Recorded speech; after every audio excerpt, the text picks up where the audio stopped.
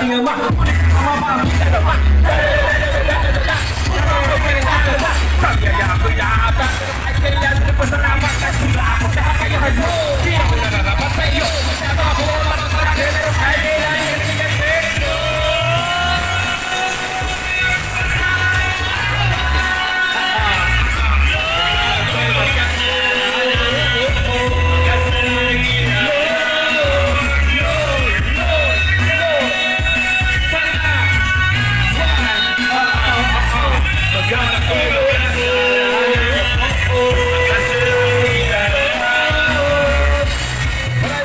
Salamat po, Barangay San Miguel.